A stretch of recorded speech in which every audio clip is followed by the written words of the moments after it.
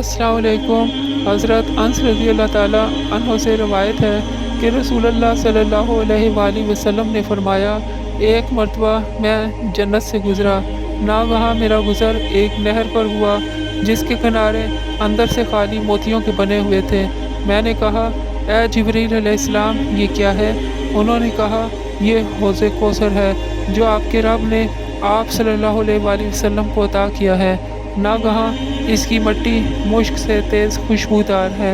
हज़रत अब्दुल्ला बिन उमरू से रवायत है कि रसूलुल्लाह सल्लल्लाहु अलैहि वसल्लम ने फरमाया, मेरा हौज़ 1 महीने की सैर की मुसाफत है। इसका पानी दूध से ज़्यादा सफ़ेद है, इसकी खुशबू मुश्क से ज़्यादा है, इसके आब होरे आसमान के सितारों की मानद है। इसमें से जो एक मरतबा पिएगा कभी प्यासा नहीं होगा।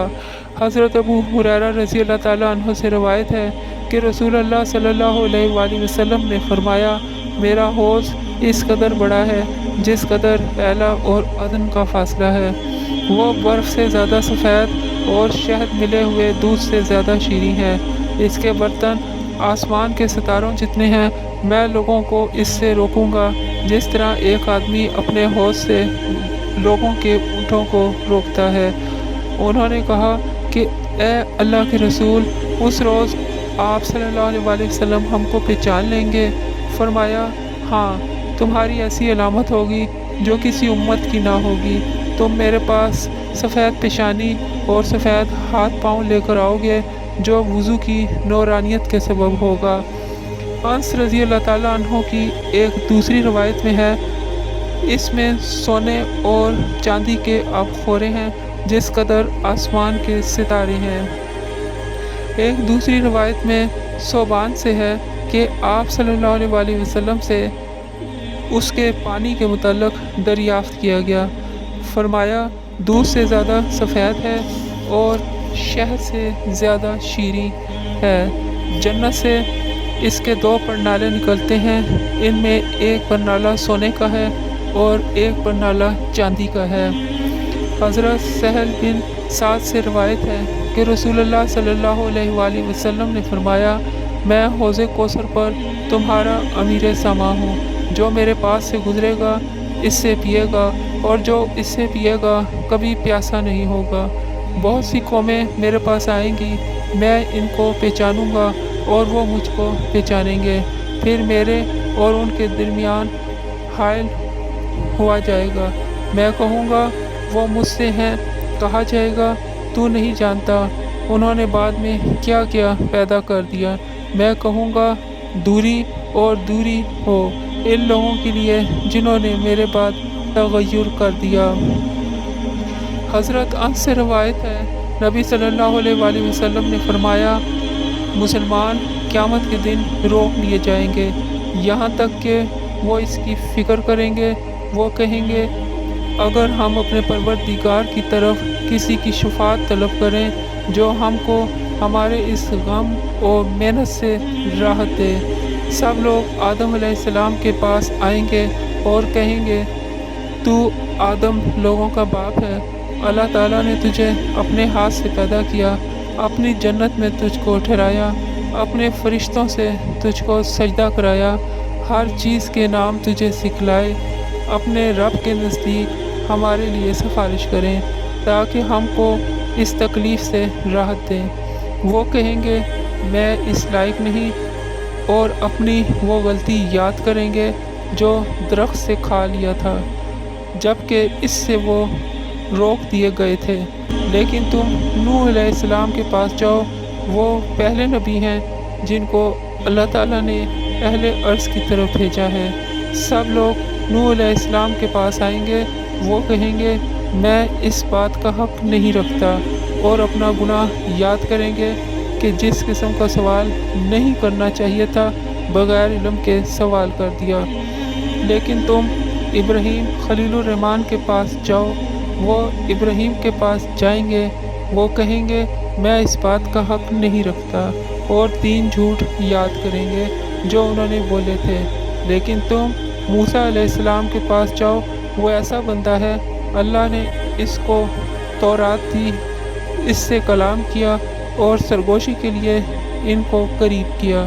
وہ موسیٰ علیہ السلام کے پاس آئیں گے، وہ کہیں گے میں اس کا اہل نہیں ہوں۔ اپنا گناہ یاد کریں گے کہ قبطی کو قتل کر دیا تھا، لیکن تم عیسیٰ علیہ السلام کے پاس جاؤ، وہ اللہ کا بندہ، اس کا رسول اور اس کی روح اور کلمہ ہے۔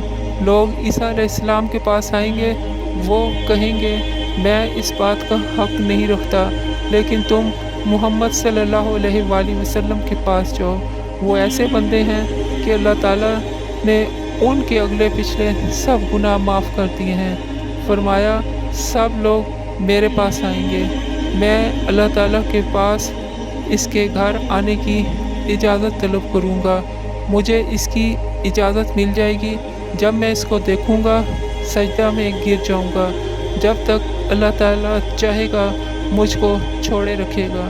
پھر فرمائے گا اسے محمد صلی اللہ علیہ وآلہ وسلم سر اٹھا لے اور کہہ تیری بات سنی جائے گی، اور شفاعت کر تیری شفاعت قبول کی جائے گی، اور مانگ دیا جائے گا۔ فرمایا میں اپنا سر اٹھاؤں گا اور اپنے رب کی ایسی حمد و ثنا کروں گا جو مجھ کو وہ سکھلائے گا۔ پھر میں شفاعت کروں گا، میرے لیے ایک حد مقرر کر دی جائے گی، میں نکلوں گا اور ان کو آگ سے نکال لاؤں گا اور ان کو جنت میں داخل کر دوں گا۔ پھر دوبارہ واپس جاؤں گا اور اللہ تعالیٰ سے اس کے گھر آنے کی اجازت طلب کروں گا، مجھے اس کی اجازت دی جائے گی، جب میں اس کو دیکھوں گا سجدے میں گر جاؤں گا، جب تک اللہ تعالیٰ چاہے گا مجھ کو چھوڑے رکھے گا۔ پھر کہے گا اے محمد صلی اللہ علیہ وآلہ وسلم اپنا سر اٹھا، بات کہہ، اس کو سنا جائے گا، شفاعت کر تیری شفاعت قبول کی جائے گی، اور مانگ دیا جائے گا، میں اپنا سر اٹھاؤں گا اور اپنے رب کی ایسے کلمات سے حمد و ثنا کروں گا جو وہ مجھ کو سکھلائے گا۔ پھر میں سفارش کروں گا، میرے لیے ایک حد مقرر کر دی جائے گی، میں نکلوں گا اور ان کو آگ سے نکال کر جنت میں داخل کر دوں گا۔ پھر تیسری بار واپس آؤں گا، اللہ تعالیٰ سے اس کے گھر آنے کی اجازت طلب کروں گا، مجھے اس کی اجازت دی جائے گی، جب میں اس کو دیکھوں گا سجدے میں گر جاؤں گا، جب اللہ تعالیٰ چاہے گا مجھ کو چھوڑے رکھے گا۔ پھر فرمائے گا اے محمد صلی اللہ علیہ وآلہ وسلم اپنا سر اٹھا، بات کہہ، اس کو سنا جائے گا، شفاعت کر تیری شفاعت قبول کی جائے گی اور مانگ دیا جائے گا۔ فرمایا میں اپنا سر اٹھاؤں گا اور ایسے کلمات کے ساتھ حمد و ثنا کروں گا جو وہ مجھ کو سکھلائے گا۔ پھر میں سفارش کروں گا، میرے لیے ایک حد مقرر کر دی جائے گی، میں نکلوں گا اور ان کو دوزخ سے نکال کر جنت میں داخل کر دوں گا۔ دوزخ میں وہی لوگ باقی رہ جائیں گے جن کو قرآن روک لے گا، یعنی جن پر دوزخ میں ہمیشہ رہنا واجب ہو چکا ہوگا۔ پھر آپ صلی اللہ علیہ وآلہ وسلم نے یہ آیت پڑھی، قریب ہے کہ تیرا رب تجھ کو مقام محمود پر اٹھائے، اور فرمایا یہ وہ مقام محمود ہے جس کا اللہ تعالیٰ نے تمہارے نبی سے وعدہ کر رکھا ہے۔ ویڈیو دیکھنے کا شکریہ، پسند آئے تو ہمارا چینل سبسکرائب کریں۔ اللہ حافظ۔